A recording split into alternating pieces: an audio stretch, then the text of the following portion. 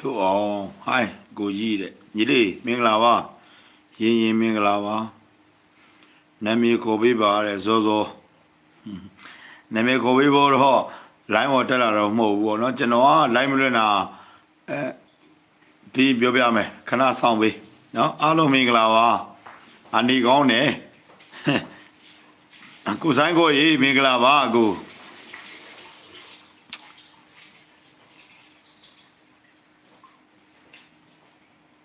အားလုံးမင်္ဂလာပါနော်ဟုတ်ကျွန်တော်လိုင်းမလွင့်တာနည်းနည်းကြာသွားဆိုတော့ခီးထွက်နေလို့ဒီဘက်ဖုန်းတွေလည်းပိတ်ထားအောင်မှအတန်နေရတော့နေ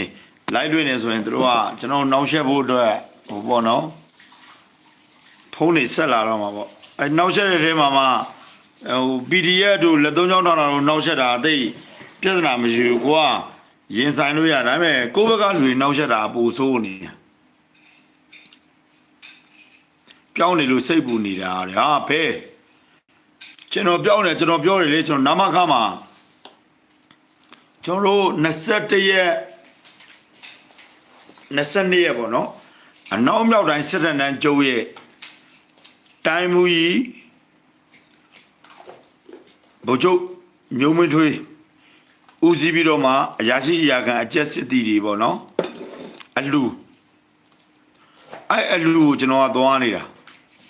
အဲ့လူသွားတော့ကျွန်တော်ရိတ်တာမှာကြတော့ကျွန်တော်အတန်ရဲ့ vocal ဒီ vocal ကအရန်ကျဲတော့ဟိုဘေးမှာလည်းဟိုဖြောပေးတင်ဆက်တဲ့လူတွေရှိတော့ကျွန်တော်ကအတန်ကျဲကြီးနဲ့လိုက်လွတ်နေဆိုရင်ကျွန်တော်အဆင်မပြေလို့အဲအကြောင်းမလို့ကျွန်တော်မနေ့ကပြန်ရောက်တယ်နှစ်ကြိမ်ပထမတစ်ချိန်ကတော့အလူကမဖြစ်လိုက်လို့ကိုကျော်စိုးဦးရဲ့ညီမလေးသဇင်ဦးရဲ့ကျွန်တော်ဇော်ဘုံရင်ကပြန်လာတာနော်ကျော်တက်မတော်မှာဒါရောကျွန်တော်လူသိအောင်တော့ပြောမနေတော့ဘူးမဖြစ်ဘူးဆိုတော့နောက်တစ်ချိန်ကျွန်တော်ပြန်သွားတာကျွန်တော် home lady တောင်ရောက်တာ home lady သဇင်ဦးနဲ့လူတွေတချို့လေသဇင်ဦးနဲ့လည်းအဲ့လိုမျိုးရှောက်ပြောတယ်သိလားမမြင်လားဘာတွေမှလည်းမသိကျွန်တော်အာရုံနေနောက်လို့ခွေးတွေဦးတွေမဟုတ်နဲ့ဟုတ်ကဲ့ပါနော်အော်ကျွန်တော် line မတက်လာကျွန်တော်ပြောင်းနေဆိုကျွန်တော်စွမ်းရတယ်တစ်တော့မှတင်ထားပေးပါတယ်ကျွန်တော်လည်းပြင်ပန်းနေပြီကျွန်တော်မူးတွေတို့ဘာတွေတို့ညာတွေပြောတော့လူတွေကကျွန်တော်ကိုပြောတယ်စိုးဘုံရင်နဲ့အရက်မတော့ပါနဲ့လားတဲ့ကျွန်တော်အရက်တော့ပြီးဗာများမားဘူးလို့လေလို့ကျွန်တော်မေးချင်တာ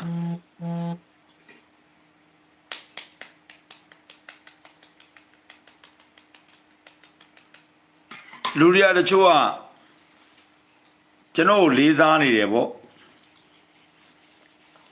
ဟိုတိုင်းပြည်အတွက်တက်နိုင်တဲ့ဘက်ကနေလှုပ်ပေးနေတာပဲဒီပေါ့အရက်မတော့စီချင်ဘူးပေါ့ကျွန်တော်ကလူသားလေကျွန်တော်အရက်တော့ပြီးတော့မားတာဗာများလုပ်ဘူးလို့လေပြောတဲ့လူတွေကိုလည်းကျွန်တော်ဒီကနေတခါကျွန်တော်ခုပြောမှာကဒီဟိုမိတ်တီလာခင်ဗျားတို့ပြောတဲ့ပါလေဟိုပြည်သူစစ်ကကိုဇော်ယူထွန်းနဲ့ကိုဖြိုးပေါ့နော်ဘုံမူဝေဖြိုးပေါ့ဘုံမူဝေဖြိုးဆိုတာ तू ကအပတ်စဉ်41ကပေါ့နော်အင်ဒိတ်41အဲအကြောင်းကျွန်တော်မပြောတော့ကျွန်တော်ကတက်ဘက်ကနေလိုက်ပြီးတော့ဒီကောင်မပြောရဲဘူးပါညာနဲ့ကျွန်တော်ပြောတယ်ကျွန်တော်အမှန်တိုင်းပြောရင်ကျွန်တော်မပြောကျွန်တော်ကလူတွေဝေဖန်တာကိုလူတွေကမဟုတ်ကဟုတ်ကတွေပေါ့နော်အဲ့လိုပြောတာကိုကျွန်တော်ကဖြည့်ရှင်းပေးခြင်းတယ်နော်တက်မတော်ရဲ့အတိုင်းဝိုင်းကကျွန်တော်အများကြီးရှိတာကျွန်တော်နဲ့ကျွန်တော်ဘာမပြောရရမှာတော့အမှန်တရားကိုအဲ့တော့ဒီညပြောမယ်ဒီညမှာကောင်းကောင်းနိုင်ရတာသွားနေလာနေရတာဟုတ်လားကျွန်တော်စစ်တဲ့အကြောင်းဘာဖြစ်တယ်လို့ညာဖြစ်တယ်ကျွန်တော်နာမကတိုင်းရိပ်တာမှာကျွန်တော်အိတ်ခဲ့တာပဲကျွန်တော်ပြောလို့မရဘူးလေကျွန်တော်ဘေးမှာအနုပညာရှင်တွေပါတယ်လေအနုပညာရှင်တွေကကျွန်တော်ပြောနေရင်ကျွန်တော်အစင်မပြေဘူးလေဗျာဟုတ်တယ်မလားအခုဒီညပြောပေးမယ်မူးနေတော့ဘာလို့မူးရင်လူကမူးရင်ချီးကျွေးရင်ဘယ်သူမှမစားဘူး ခမရကျွန်တော်မူးနေတယ်လို့ဘာလို့ပြန်ခမရချီးကျွင်းစားမလားဟုတ်လား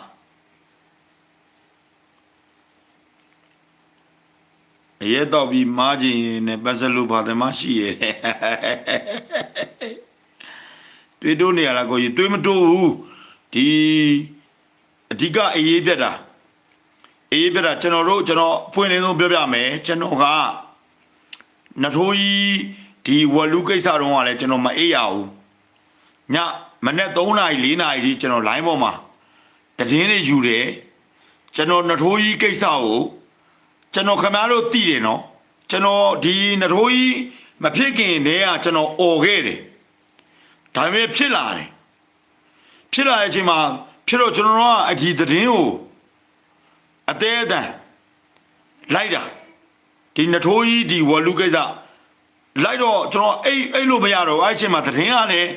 ဘာဖြစ်နေလဲကျွန်တော်တို့ကလည်းအောက်ကိုမေးတယ်နော်မေးတော့တည်င်းဆောင်ပြီးတော့မှကျွန်တော်တို့အပေါ်ကိုကျွန်တော်တို့ပို့ရတယ်ပို့ပေးတယ်အခုဝလူတို့ဘာတို့အခုကျွန်တော်ပြောပြပါမယ်အခုစီမီကုံတို့ဘာတို့ပေါ့နော်ကျွန်တော်တို့ပို့ပေးတယ်စကိုင်းဆိုလဲကျွန်တော်တို့ပို့ပေးကျွန်တော်တို့အိမ်လူကအဲ့ချိန်က4နိုင်5နိုင်လောက်အဲ့ချိန်ရတော်သေးတယ်အဲ့အချိန်ထိကျွန်တော်မအိပ်ဖဲနဲ့အဲ့တည်င်းကိုလိုက်ပြီးတော့ပြောတာတကယ်တော့ကျွန်တော်ပြင်ပန်းတာပေါ့ဘာလို့လဲဆိုတော့ကျွန်တော်ကတိုင်းပြည်ကိုချစ်တာလေတိုင်းပြည်ကိုချစ်တယ်နိုင်ငံကိုချစ်တယ်တမ်းတော်သားတွေကိုချစ်တော့အေးရေးပြတယ်ဗျာကျွန်တော်ကငကိုတွေကအရက်ကြိုက်တာဒါကျွန်တော်ကဘယ်သူမှမလိမ်ဘူး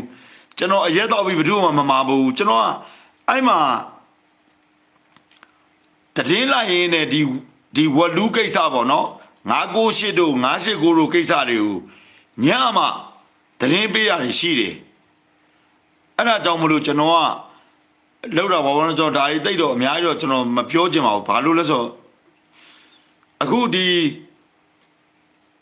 ကျွန်တော်တို့အုံမဒီအုံခါတို့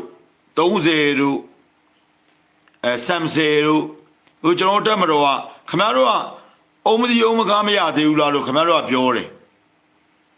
ဆမ်ဆယ်တို့ငုတ်ကလေးတို့မရသေးဘူးလားလို့ခင်ဗျားတို့ကမေးမယ်ဒါပေမဲ့ခင်ဗျားတို့ဘယ်လောက်ပူပေါင်းလဲခင်ဗျားတို့ရဲ့ပူပေါင်းတဲ့ပုံမှာမူတည်တယ်ကျွန်တော်မအိပ်ဘူးအဲ့တည်းနေလိုက်ပြီးတော့ကျွန်တော်ကအောက်ကမလို့ကျွန်တော်အပေါ်ထိရောက်ပေးတဲ့ကောင်အလူတွေကကျွန်တော်အရက်တောက်တယ်တို့ဘာညာတို့ပေါ့နော်အချက်ကကျွန်တော်ကြိုက်လို့ကျွန်တော်တောက်တာလေကျွန်တော်အရက်တောက်တာနဲ့တိုင်းပြည်အတွက်ကိုမားဟောလားအဲ့ဆိုဓမ္မတော်ကာဝေဦးစီးချုပ်အဘကချုပ်ကြီးဦးမေးအောင်လိုင်းအဘတုချုပ်ကြီးဟိုငယ်တုန်းကပေါ့နော်အခုဒီဘက်နောက်ပိုင်းနေရောသူတို့ရောရက်မတော့ဘူးလားဟာတောက်ရတာပဲအရက်တောက်တဲ့လူတိုင်းကခင်ဗျားတို့အထင်မကြီးစရာဟိုဟာဒီကောင်အရက်တောက်နေတာဘာမှမဟုတ်ရှောက်ပြောနေရမှာဆိုရင်တော့အဲ့ဆိုစစ်သားအရက်မတော့ဘူးလားရှေ့တန်းမှာတိုင်းနေတဲ့စစ်သားတွေ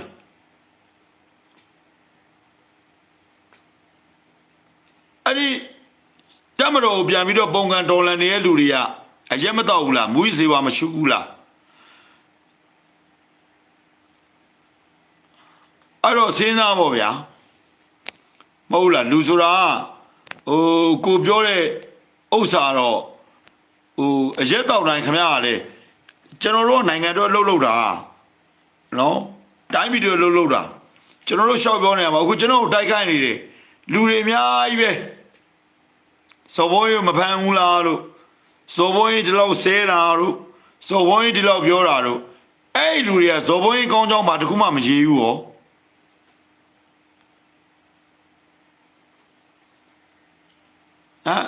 စော်ဘုံရကောင်းကြောင်းဘာလို့မရေးတာလဲ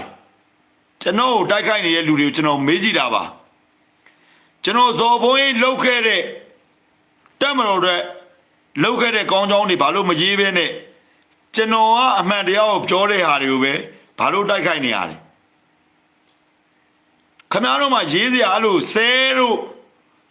ဇော်ဘုံကြီးဆဲတယ်တို့ဘာလို့ညာတို့ပဲခင်ဗျားတို့ရေးတယ်အဲ့တော့ကျွန်တော်ဇော်ဘုံကြီးကောင်းတဲ့အလုပ်တစ်ခုတွေခင်ဗျားတို့ဘယ်သူမှမရေးဘူးပေါ့ကျွန်တော်ဖမ်းမယ်ပေါ့ကျွန်တော်ရည်ကျင်တာဗျာသီလား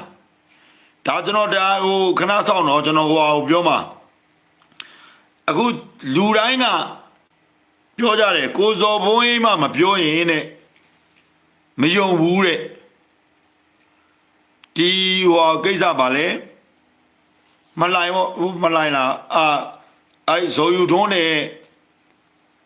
ဒီဘုံမှုဝေဖြိုးဆိုတဲ့လူနဲ့ဖြစ်တာနော်အဲ့တော့ကိုဇော်ဘုံပြောမှရမယ်ဆိုတော့ကျွန်တော်ဟာကိုဇော်ဘုံရယူကျမှာတဲ့လိုက်လည်းမတွေ့ဘူးတဲ့ဘာညာပေါ့အဲ့လိုပြောတော့ကျွန်တော်ပြောပေးမယ်လို့ခဏဆောင်လို့ကျွန်တော်ခီးထွက်နေလို့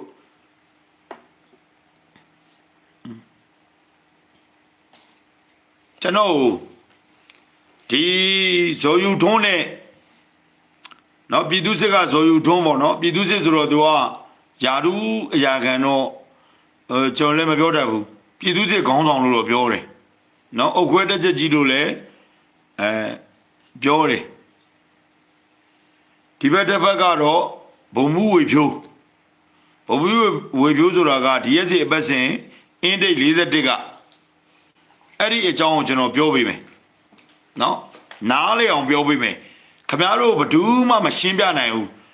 မရှင်းပြနိုင်တဲ့အချက်လက်တွေကိုကျွန်တော်ပြောပေးမယ်ဟုတ်ပြီလားခဏလေးစောင့်အခုကျွန်တော်ပြောချင်တာကျွန်တော်စေးပေးမားနေသူများတဲ့ဒီကနေ့တဲ့မိမိဘက်မှာအတိုက်အခိုက်ခံရဆုံးပုံကိုပြပါဆိုရင်ကိုဇော်ဖုံဟင်းကိုပဲပြရမယ်တဲ့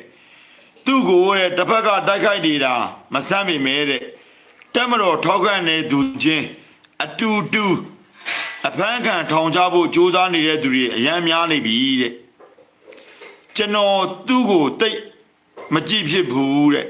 ပွင့်ပွင့်လင်းလင်းဝေဖန်မှာဘရစီတဲ့သူပြောရင်တဲ့ကိုရီကိုသွေးဒီလုံးများဒီလုံးတွေများလုံးနေတဲ့ဒါကတော့မြတ်မြတ်တပြောတာများလုံးနာရဲ့ဆဲဆိုရိုင်းဆိုင်တာရဲ့အရက်ပလင်းတပြားပြားနဲ့လုံနေတာရဲ့အကြောင်းနဲ့မကြည့်ဖြစ်တာပါတဲ့ဟုတ်ပါတယ်ကျွန်တော်အရက်တော့တက်ပါတယ်ကျွန်တော်ကအရက်ပလင်းပြတယ်ဆိုတာကကျွန်တော်အရက်တော့တက်တယ်ကျွန်တော်မလိမ္မညာခြင်းလို့ကျွန်တော်အရက်တော့တာကိုတချို့တွေလည်းကျွန်တော်တို့လူတွေရှိရဗျာအရက်တော့ပြီးတော့မှ line ပေါ်မှာလည်းသူတို့မပြဘူးပေါ့ဒါတော့ဒါသူတို့ကိစ္စလေမဟုတ်လားကျွန်တော်ကတခါတည်းရှင်းပြထားတာကျွန်တော်အရက်တော့တက်တဲ့ကျွန်တော်အရက်တော့တယ်ဆိုတဲ့အကြောင်းကိုပြခြင်းလို့ကိုအရက်ပလင်းကိုကျွန်တော်ပြနေရတာဘသူကပြခြင်းမှာလဲဗျာကျွန်တော်လည်းအုံနောက်ရှိတာပေါ့ဟုတ်တယ်မလားကျွန်တော်အုံနောက်မရှိတဲ့လူမှမဟုတ်တာဘာလို့လဲဆိုတော့ကျွန်တော်ကမလိမ္မညာဘူးကလေးလူတန်းသားထဲမှာမပါဘူးဘာဖြစ်လဲကျွန်တော်အရက်တော့တယ်အရက်တော့လို့ကျွန်တော်မားတဲ့အရာဘာရှိလဲကျွန်တော်နိုင်ငံတော်တိုင်းပြည်တွေကျွန်တော်လည်းတက်တဲ့ဘက်ကကျွန်တော်လုပ်တယ်ကျွန်တော်ကအရက်တော့တက်တာကိုမလိမ္မညာပဲနဲ့သူတော်ကောင်းရောက်မဆောင်ဘူးပြခြင်းလို့ကျွန်တော်ကတမင်တက်ကလေးပြပေးတာနောက်အဲ့မှာဒီမှာထပ်ဖတ်ပြမယ်ဒါကားတဲ့သဘောမကျတဲ့အပိုင်းနဲ့သဘောကျတဲ့အပိုင်းကတဲ့ရှေ့တန်းကတက်မတော်သားတွေကိုတကယ်ကူညီတယ်တတိရှိရှိနေရအနှံ့သွားရဲတယ်သူ့ကိုလူတိုင်းသိနေတာလေတဲ့ PDF ဝိုင်းထားတဲ့မြင်းညံကမက်တီတာယူမှုစီအရောက်သွားပြတာလေးစားတယ်ကိုဆိုမိတ်တီလာရောက်တာတော့ကိုစာတိမြင်းညံကိုမပြန်ရဲဘူးတဲ့နော်ကျွန်တော်ပို့ထားတာပြောစရာရှိရင်တဲ့တိုင်းပြည်နဲ့ပြည်သူမျက်နှာပဲကြည့်ပြီးဘယ်သူမျက်နှာမှမထောက်ပဲရဲရဲတင်းတင်းအာမနာတန်းပြောတာအလွန်သဘောကျတယ်တဲ့အလွန်အကျွန်းဆဲတာသဘောမကျလဲဆဲရခြင်းအကြောင်းသိနေလို့အပြစ်ကြီးတစ်ခုလို့မရှုမြင်ဘူးတဲ့ဒါတွေကကြိုက်ချင်းမကြိုက်ချင်းအချက်တွေချက်ချင်းချစ်ချင်းမုန်းချင်းကင်းစွာအကျိုးသားဆုံးပြောပြတာတဲ့သူကကိုယ်တိုင်လည်းပြောရှာပါတယ်တဲ့နိုင်ငံရေးနားမလည်ဘူးဒီတော့သူ့ကိုနိုင်ငံရေးအသည့်လဲနဲတာများတယ်ပြောဖို့တော့မလိုတော့ပါဘူးတဲ့အရေးကြီးဆုံးအချက်ကကိုဇော်ဘုံအင်းကတက်မတော်ထောက်ခံသူ အများစုကယုံကြည်လေးစားကြတယ်တဲ့အားကိုးကြတယ်ဒါကလူတိုင်းမှာမရှိတဲ့သူ့ရဲ့ပင်ကိုအရေးချင်းပဲတဲ့သူကတိုင်းမှုတွေတက်မှမှုတွေလောက်ကင်ဆောင်ရွက်နေတာမအောင်မြင်ရင်တာဝန်မကျေသူအဖြစ်တက်မှတ်ပြီးစော်တော့တာပဲတဲ့အဲ့ဒီမှာသူ့အတွက်တစ်ဖက်ဒေတာအချင်းတက်လော်ပြီးစစ်တွေနဲ့ထိတ်တိုက်တွေ့တော့တာပဲတဲ့တက်လော်ပြီးတော့ကျွန်တော်သိပါတယ်နော်ဒါပါတိုင်းမှုလောက်ကိုဖျားတင်တမမှုလောက်ကိုအကတာဝကလောက်ယူဆကိုးကွယ်နေတဲ့တက်လော်ပြီးတွေကကိုစောဘုံဝင်ဆဲဆူဝေဖန်နေတာတွေကိုနားမခံတာတော့ဘူးတဲ့သူတို့ကတဲ့တိုင်းပြည်ဆိုတဲ့အမြင်ကျေထက်တက်သေးကအရာရှိတွေဆိုတဲ့အမြင်ချင်းနဲ့ရှုမြင်ကြတာကိုတဲ့မရှင်းရင်ဘယ်ဘီအလိုက်EF နော် Belvit Trust ပေါ့နော်ကိုပြန်ဖတ်ပါပေါ့ဒီတော့ကိုစောဘုံကြီးလူဒန်းတာကိုတယောမယ်တိုင်းမှုတွေကိုဖင်မမယ်နောက်ဆုံးကိုစောဘုံကြီးကိုမဖမ်းအောင်တိုက်တွန်းတဲ့အထိပေါ်တင်လှုပ်လာကြတာတွေ့နေရပါတယ်တဲ့ကိုစောဘုံကြီးသည်အများပြည်သူယုံကြည်လေးစားသောမိမိဘက်သားများတက်ကြွလှုပ်ရှားသူအဆင့်ပါနိုင်ငံရေးနားလည်သူမဟုတ်ပါဘူးကြက်တူရွေးကဘာမှမဖြစ်ဘူးမေတော်တွေကကဲပြနေတာနေကြတယ်တဲ့မြင်မကောင်းဘူးတဲ့တက်လော်ပြီးစစ်တွေစေမာတိုက်နေပြီလို့ဝေဖန်ခြင်းပါတယ်တဲ့တာဝန်မကျေတဲ့တိုင်းမှုတွေလက်စားတဲ့ဂိတ်တွေအလုံးမလုံးတဲ့နယ်မြေကန်တာဝန်ခံအရာရှိတွေဌာနဆိုင်ရာဖျဲသီးတွေကိုထောက်ပြရမှာတဲ့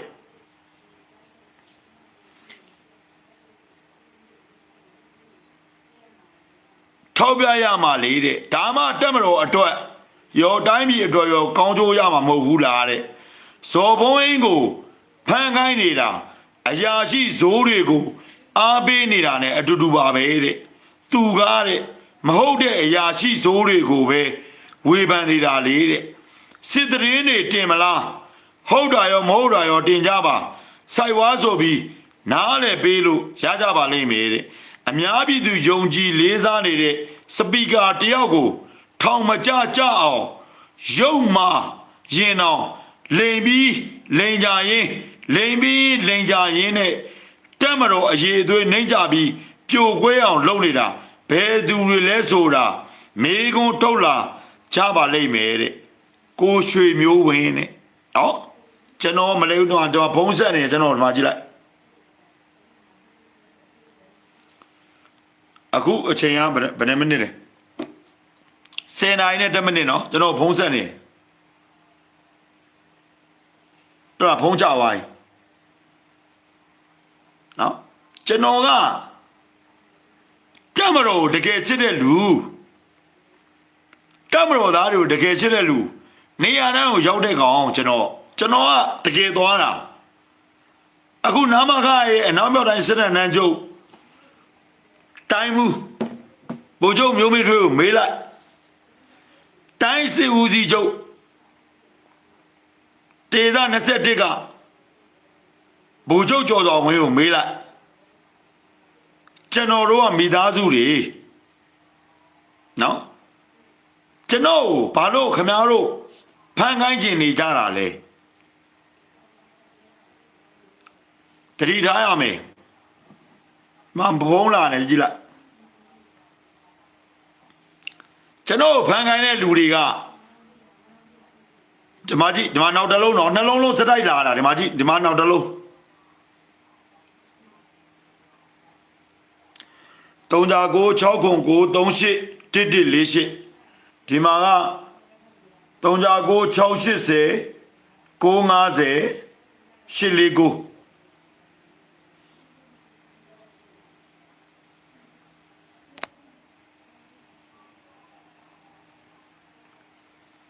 ကျွန်တော်ဘာလို့အဲ့လောက်တိုက်ခိုက်ကြတာလဲဖေးသေးလားကြီးရသေးလားကျွန်တော်အခုနောက်ပြောက်တိုင်းစတဲ့ကျုပ်တိုင်းမူကြီးရဲ့အလူကိုကျွန်တော်သွားတယ်ဒဇင်ဦးရောကျွန်တော်ကျော်စိုးဦးရောသွားတယ်ဒုတိယအချိန်ကျွန်တော်ဆက်သွားတာပထမအချိန်ကတော့ဖြစ်တော့ကျော်စိုးဦးမပါတော့ဘူးဒုတိယအချိန်မှာမပါတဲ့အတွက်ဒဇင်ဦးနဲ့ကျွန်တော်နှစ်ယောက်သွားတယ်နော်ကျွန်တော်အကြောင်းဒဇင်ဦးကပဲပြောပြပါလိမ့်မယ်ကိုစော်ဝန်းရဘလို့ယောက်ျားမျိုးလဲဆိုတာကိုဒဇင်ဦးပြောပြလိမ့်မယ်အဲ့တော့ပြောချင်တာဗျာခင်ဗျားတို့ကျွန်တော်ဘာလို့အဲ့လိုဖန်ခိုင်းနေရလဲဟမ်ခင်ဗျားတို့ကျွန်တော်တခုပြောပြီးသားအနာရှိရင်ဆက်လို့အနာရှိရင်ဆက်ခင်ဗျားတို့အကုန်မှန်လားတံတော်ထဲမှာရှိတဲ့လူအလုံးကမှန်လားဝင်ကြီးဌာနရဲ့လက်အောက်မှာရှိနေတဲ့လူတွေကအလုံးကမှန်လားကျွန်တော်အဲ့ဒါကိုတဲ့မေးတာလေကျွန်တော်တို့တိုင်းပြည်မှာအခုတမတော်ကာဝေဦးစီးချုပ်အဘဒုချုပ်ကြီးတို့နဲ့နာဆာကအဖွဲ့ဝင်အစိုးရတရက်နဲ့ကျွန်တော်တို့ကပူးပေါင်းပြီးတော့မှတိုင်းပြည်ကိုပြုပြင်ပြောင်းလဲရမှာဝန်ထမ်းတွေကိုလက်ပေးလက်ယူလုပ်ပါတယ်တို့ပြည်သူကမကြည်ပြူတဲ့ကိစ္စတွေအများကြီးရှိတယ်အဲ့ဒါတွေကိုခင်ဗျားတို့ပြင်ရမှာခင်ဗျားတို့အဲ့ဒါပြင်ရမှာပြည်သူကဒါမှအစိုးရအစစ်တခုပေါ်ထွက်အောင်လုပ်ရမှာခင်ဗျားတို့ဝန်ထမ်းမလုပ်ချင်မလုပ်နဲ့ငါတို့လကဒီတိုင်းပဲပေးတယ်ဆိုရင်မလုပ်နဲ့လေခင်ဗျားတို့ဘယ်သူမှမလုပ်ခိုင်းဘူးခင်ဗျားတို့လှုပ်လာပြီးတော့ငါတို့ရတဲ့လကနဲ့မလုံနိုင်လို့ငါတို့ကလက်ပေးလက်ယူလုပ်တယ်ဆိုရင်ဒါဆိုတိုင်းပြည်ဘယ်လိုကောင်းပါလဲဟမ်မလုံနဲ့လေကျွန်တော်မလုံနိုင်ဘူးလို့ပြောလိုက်ကွာခင်ဗျားတို့တဲ့ပြောပါလားကျွန်တော်ဒီဝန်ထမ်းလက်စာနဲ့ကျွန်တော်မလုံနိုင်ဘူးဗျာလို့အစိုးရကိုခင်ဗျားတို့မပြောရဲဘူးလားမပြောရတော့ခင်ဗျားတို့ဘာလုပ်လဲလက်ပေးလက်ယူလုပ်တယ်လေလှုပ်တော့ပြည်သူကမကြည်ဘူးလေဒါအမှန်တရားကိုကျွန်တော်ပြောပြနေတာအစိုးရလည်းအစိုးရလှုပ်တခုကိုသူလှုပ်ပေးလိုက်မယ်အဘကချုပ်ကြီးကသူတမနာဖြစ်ရင်လည်းဖြစ်လိုက်မယ်သူဒါတွေကိုဒီလိုဒီကြောင်းတရားတွေရှိရဆိုရင်ပြောလာလို့ရှိရင်ခင်ဗျားတို့တတိရှိရှိနဲ့ပြောလေဗျာခင်ဗျားတို့မပြောရဲပဲတဲ့ပြည်သူပေါ်မှာလက်ပေးလက်ယူလှုပ်တယ်ဆိုရင်တော့ပြည်သူကလည်းပြောမှာပဲအဲ့ဒီအတန်ဒီခင်ဗျားတို့အချိန်ပြည့်ကြားနေရမှာအဲ့ဒါကိုကျွန်တော်ဝန်ထမ်းတွေကိုဗာလေကျွန်တော်ကဆဲလို့ဒီကောင်းကိုဖန်ဟောလားဩ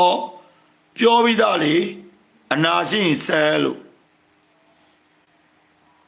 ခင်ဗျားတို့ကမတရားသဖြင့်လုပ်တာလေမြေတွေတောင်မှငါဗိုလ်ချုပ်ကြီးရဲ့ညီပါငါဘာညာပါဆိုပြီးတော့ခင်ဗျားတို့ပြင်ဦးလင်းမှာလိန်တာလာကျွန်တော်လောင်ပြောသေးတယ်မင်းကိုအသက်ရှည်စေချင်ပါတယ်တဲ့ပြောတာလေးနည်းနည်းလျှော့ပါတဲ့မလိုပါဘူးဗျာလို့ကျွန်တော်ကရင်ထဲကနေကြိတ်ပြီးပြောလိုက်တယ်ခမားကိုယ်တိုင်ကိုကဝန်ထမ်းတယောက်လုပ်ပြီးတော့မှနိုင်ငံနဲ့လူမျိုးအတွက်ကိုခမားစစ်မှန်နေပြီလားလို့ကျွန်တော်လည်းရင်ထဲကနေမေးလိုက်ပါတယ်နော်မင်းဟိုတဲ့အသက်ရှည်စေခြင်းနဲ့တဲ့ကျွန်တော်ကိုပြောတဲ့လူကကျွန်တော်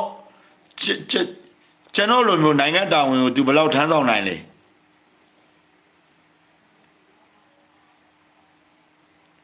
ဟုတ်လားအခုကျွန်တော်ကနိုင်ငံတော်အစိုးရရဲ့လာစားလည်းမယူဘူးလုံးဝမယူဘူးနော်ဘဒုပေးစာခန်းစာမှာလည်းကျွန်တော်မစားဘူးကျွန်တော်ဒီလိုအလုပ်လုပ်နေလို့ကျွန်တော်မြေခွက်တော့ခွက်မရဘူးပါဘူးခင်ဗျဒါပေမဲ့ကျွန်တော်ကဝန်ထမ်းတွေအကြောင်းကိုအမှန်တရားကိုပြောတယ်တက်မတော်ကစောနာကျွန်တော်ပြီးရင်လာလိုက်မယ်ကျွန်တော်ပြောပြမယ်အဲ့လူတွေရဲ့အကြောင်းကိုကျွန်တော်အမှန်တရားကိုပြောတယ်ကျွန်တော်ကိုပတ်စံပေးပြီးတော့လေခိုင်းလို့မရအောင်ကျွန်တော်ကအမှန်တရားကိုအရန်ကြိုက်တဲ့လူဖြစ်တဲ့အတွက်ကျွန်တော်အမှန်တရားကိုပဲပြောမှာအဲ့တော့ ယာတို့ရှိလို့အာနာရှိလို့လောက်ပိုင်ဝင်ရှိလို့ဆိုတဲ့လူတွေကကျွန်တော်မုန်းတာပေါ့ဒီကောင်ကမရအောင်ဒီကောင်ကဘလို့သွားညှိဒီကောင်ကဘာတွေသွားပြောဒီကောင်ကဘလို့မအောင်အဆင်မပြေဘူးဆိုတော့သူတို့တိသွားတယ်တိသွားတော့အသက်ရှည်စေခြင်းနဲ့ဘာစကားအိမ်မှတော့မသိဘူးအသက်ရှည်စေခြင်းနဲ့ဆိုရင်ကျွန်တော်တို့မြန်မာပြည်ကိုပြည်သူလူထုကိုဒီလိုအသိဉာဏ်တွေဒီလိုပညာမျိုးတွေအမှန်တရားတွေပြောရဲအောင်ဒီ live ပေါ်မှာဒီလိုမျိုး YouTube ကနေ live လွှင့်ပြီးပြောပေးပါအဲ့ဒါဆိုရင်ကျွန်တော်တို့မြန်မာနိုင်ငံပြည်သူလူထုကတဖြည်းဖြည်းတော့တိလာမှာပါနော်စစ်တပ်ကိုဘောမာတယ်ဆိုပြီးတော့ဘောတော့ဆွတ်မမပါနဲ့ကိုယ့်ရဲ့ကိုကြိုးစည်းဝါးတွေကြောင်းနဲ့အလုံးမလုံးပါနဲ့လူဘွားဆိုတာခမရအသက်ဘယ်လောက်နေရမှာလဲဟမ်အလွန်ဆုံး85နှစ်ပေါ့ဟုတ်လားတေကြမှာလေဟမ်ခင်ဗျားတို့ကကိုယ်နိုင်ငံကိုကိုယ်တိုင်းပြည်မှာမချစ်တာဒါကြောင့်မလို့ကြော်မျိုးမင်းအဲ့စကားတွေပြောနေတာခင်ဗျားတို့ကတိုင်းပြည်ကိုချစ်ချင်အောင်ဆောင်နေတာခင်ဗျားတို့ချမ်းသာဖို့ပဲအလုပ်လုပ်နေတာဟမ်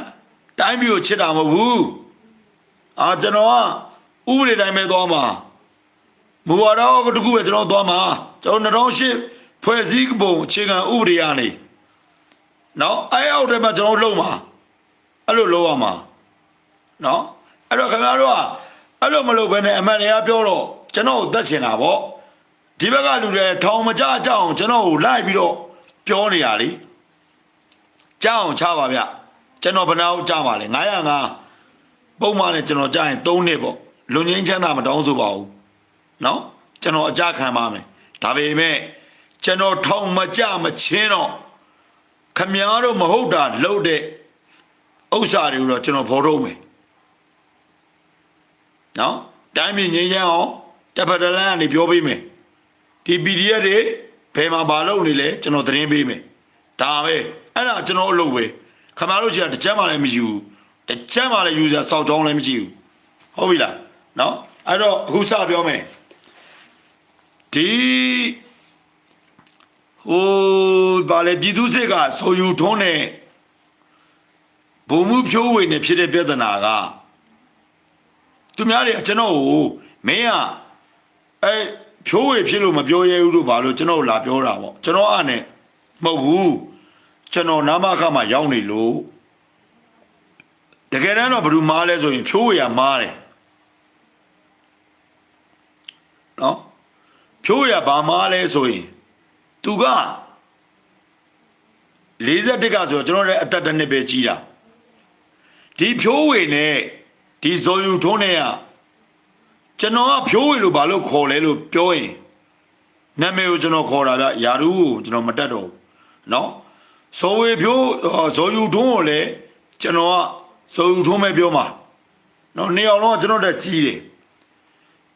ပြည်သူလူထုတွေနဲ့တစ်ဖက်ကလူတွေစိတ်ဝမ်းကွဲအောင်နော်ဖြိုးဝေရလဲသူတို့ကသူတို့အကြောင်းတရားတွေအရင်တည်းကရှိခဲ့တယ်မှန်မချဘူးသူလည်းအကြံနဲ့လာတာပဲဒါမှန်ပဲ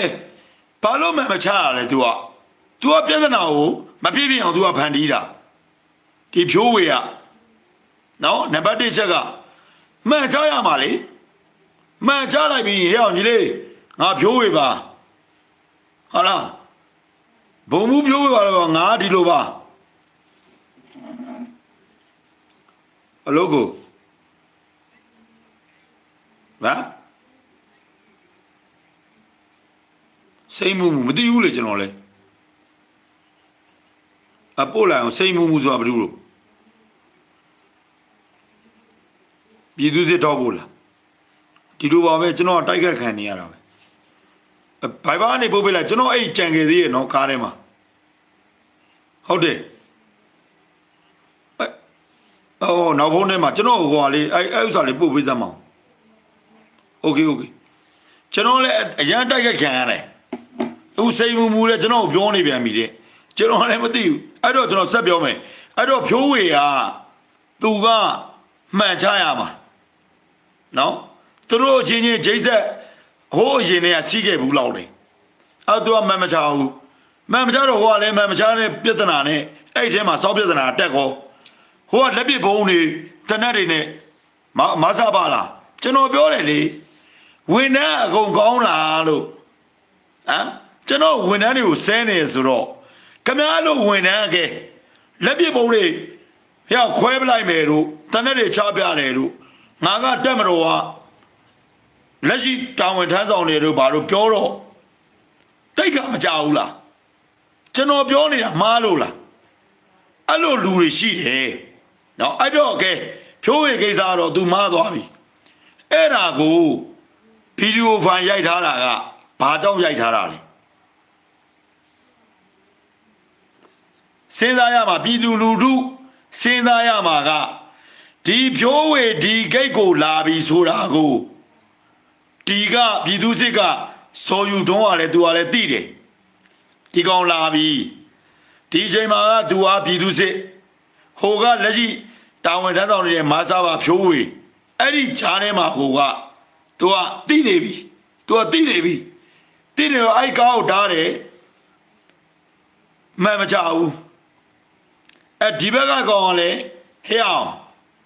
မင်းတို့ဗီဒီယိုပိုင်းရိုက်ထားဖြိုးဝေလာပြီဟုတ်လားဘဒူမားတယ်မှန်တယ်ဆိုတော့ပြောရတော့မယ်အဲ့ဒီအချိန်မှာ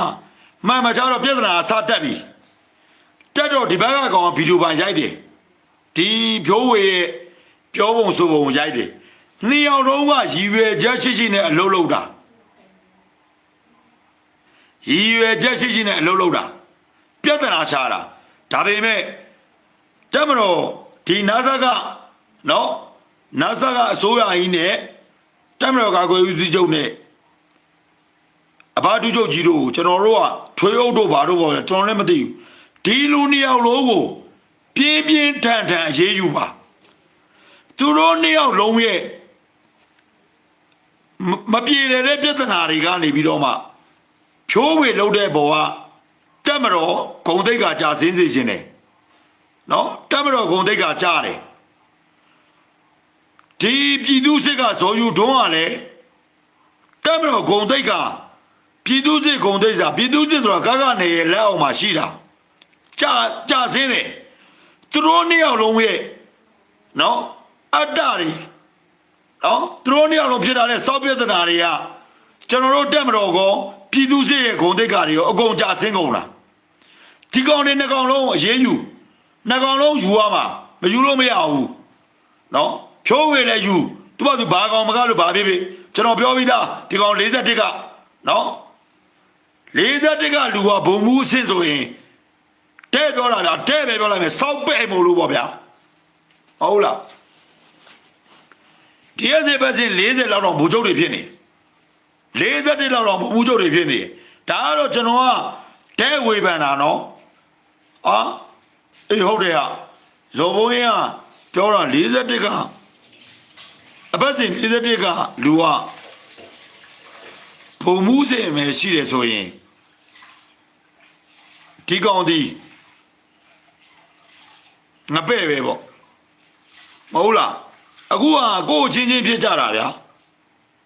အဲ့တော့ line ပေါ်မှာအခုကအကြီးကျယ်တွေဖြစ်ကုန်တာအဲ့တော့အဲ့နှစ်ယောက်လုံးကတက်မတော်ရဲ့ဂုံတိတ်ကလည်းကြားတယ်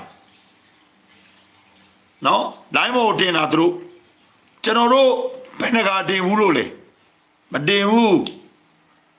နော်သူတို့ချင်းချင်းဖြစ်တဲ့ကိစ္စတစ်ခုကတစ်ဖက်က41အပတ်စဉ်41ကဖြစ်တဲ့ဘုံမှုဖြိုးဝေတစ်ဖက်ကခွဲထိန်လာပါလားခွဲအုပ်လားလောက်ခဲ့တဲ့တက်ကြကြီးနှစ်ယောက်လုံးကစစ်တပ်တာဝန်ထမ်းဆောင်ဦးတယ်ဘာလို့ဒီအလုပ်ကိုလုပ်တာလဲအဲ့ဒီအလုံးမှာအပြည့်ရှိတယ်နော်အဲ့ဒီအလုံးကြီးရွယ်ချက်ရှိနဲ့အလုပ်လုပ်ခဲ့ကြတာကိုကြိုးတွေအတ္တတွေကိုရှေ့ကိုထားပြီးတော့မှကျွန်တော်တို့တက်မတော်ပုံသိပ်ပုံရိပ်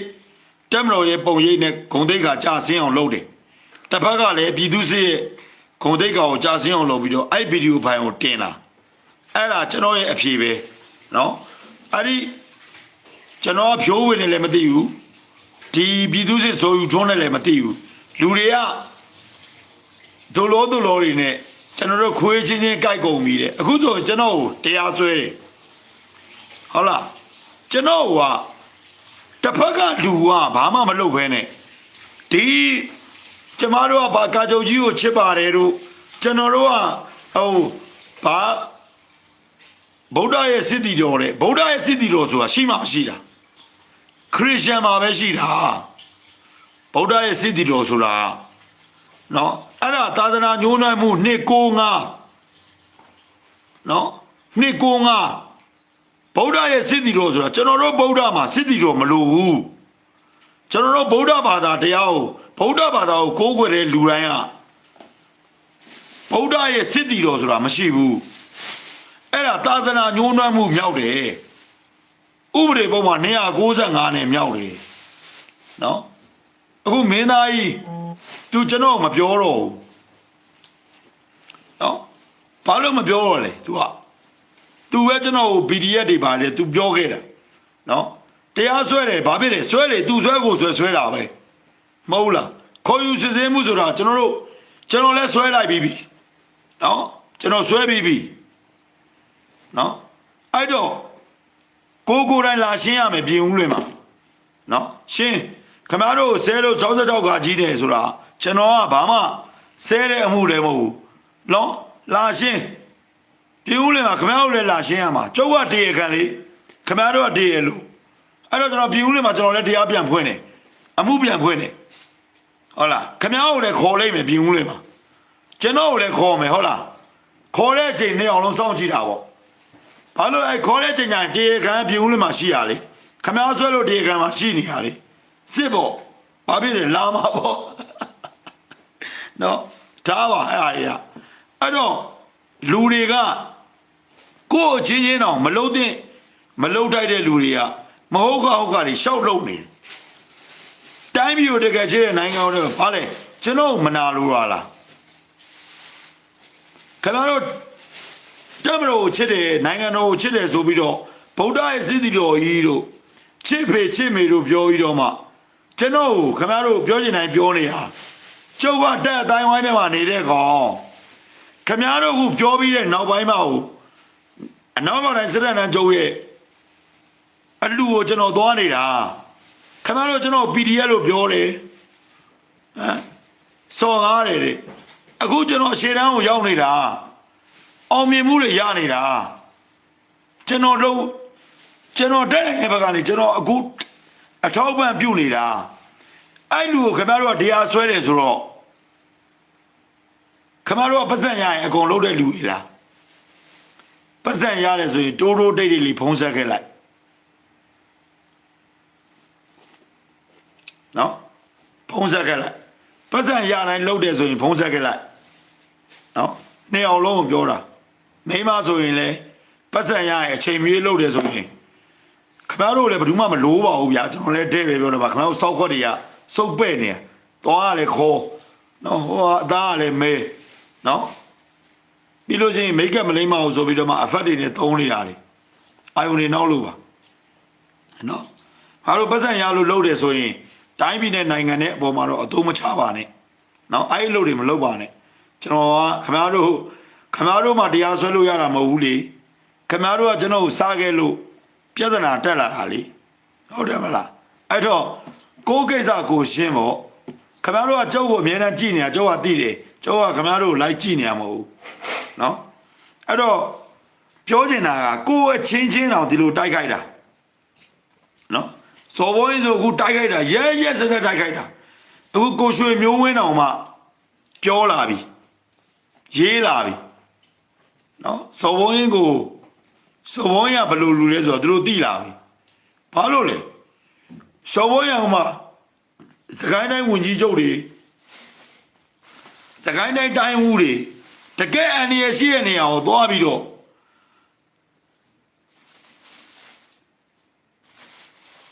ပြည်သူရဲ့ရင်ခွင်ကိုခိုးလုံပြီးတော့ကိုယ့်ရဲ့တမ်းမတော်သားတွေရဲ့လှုပ်ဆောင်ချက်တွေကိုဖော်ပြပေးနေရလူခင်ဗျားတို့ကသွားလို့လားခင်ဗျားတို့ဘယ်သူဖိတ်လို့စကိုင်းဆိုတာ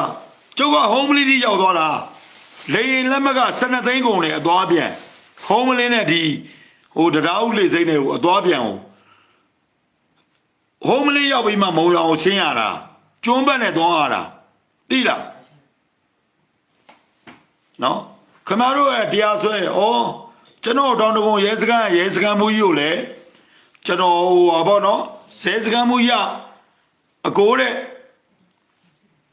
တောင်တကုံရဲစခန်းကိုဘယ်တော့လာစစ်လာဟိုဗောနော်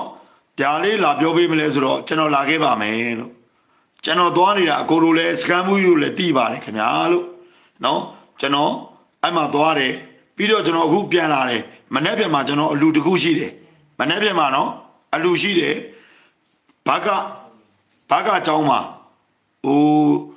မိဘမဲ့ကလေးတွေအယောက်400ရှိတယ်နော်အဲ့ဒါမိဘမဲ့ကလေးတွေကိုကျွန်တော်ဝတ်သားနဲ့နော်ကျွန်တော်နဲ့မပြသေးဘူးမနေ့ပြန်မှာပြမယ်ပေါ့နော်ပြီးကျွန်တော်စာအုပ်တွေပမာတယ်ပြီးဖောက်လိုက်စာအုပ်တွေဘောပင်နေမိဘမဲ့ကလေးချောင်းမှာကျွန်တော်မနေ့ပြန်မှာအလူရှိပါတယ်ဒီလိုစာအုပ်တွေပေါ့နော်ဘောပင်နေပြီးနော်စာအုပ်တွေကျွန်တော်ဒီမှာဟိုလိုကြီးမပြချင်လို့ပဲထုတ်ဒီမှာထုတ်လိုက်အိန္ဒိယဝင်လာတဲ့ဒါဒီလိုမျိုးဘူးလေးနေပေါ့နော်ကျွန်တော်မနေ့ပြန်လူအယောက်400စာကျွန်တော်တို့ကျွေးမယ်နော်အယောက်400စာခလေးတွေကဝတ်သားစားခြင်းတယ်ဆိုလို့ဝတ်သားကျွေးမယ်ပြီးရင်ဒီဥစ္စာအဲ့ဒါကတော့ကျွန်တော်ပြီးမှဟိုပြောပြမယ်ပေါ့နော်ကျွန်တော်တို့ကျွေးမယ်ကျွန်တော်မနေ့ကအလူရှိတယ်နော်ကိုကျော်စိုးဦးတော့လာမလာတော့ကျွန်တော်လည်းမသိဘူးနော်အဲ့ဒါဒီစာအုပ်ကလေးတွေကျွန်တော်လူမယ်ဒီလိုဘောပင်လေးတွေလည်းကျွန်တော်လူပေးမယ်နော်လူပေးမယ်ကျွန်တော်တို့ကအဲ့လုပ်တွေလုပ်နေတယ်ဒီနေ့လည်းကျွန်တော်ရှေ့တန်းကိုသွားတာရှေ့တန်းသွားတော့ဒီအတိုင်းပဲရှေ့တန်းမှာလည်းချားနေကြတာပဲတွေ့နေကြတာဝုန်းနေကြတာမိုးကလည်းတကုံရွာတာအဲ့တော့လူဆိုတာကဟိုကျွန်တော်ကကိုရည်သွေးတာလည်းမဟုတ်ပါဘူးဗျကျွန်တော်ကတကယ်လုံနိုင်လို့ကျွန်တော်ကတကယ်ပြောတာပါကျွန်တော်မလုံနိုင်တဲ့အရာတွေကိုကျွန်တော်ဘယ်တော့မှမကြွားပါဘူးအဲကိုကြီးကိုရွှေ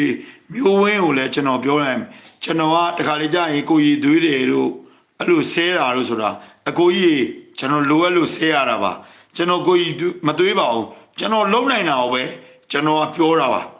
ကျွန်တော်မလုံနိုင်တဲ့အရာကိုကျွန်တော်ဘယ်တော့မှကြွားဝါပြီးတော့မှပြောဆိုတာကျွန်တော်ဘဝမှာမရှိခဲ့ပါဘူးဗျနော်အကိုကြီးအနေနဲ့ကိုကြီးကိုရွှေမျိုးဝင်းတို့အနေနဲ့လည်းပြင်ဦးလင်ကိုကျွန်တော်ဖိတ်ခေါ်ပါတယ်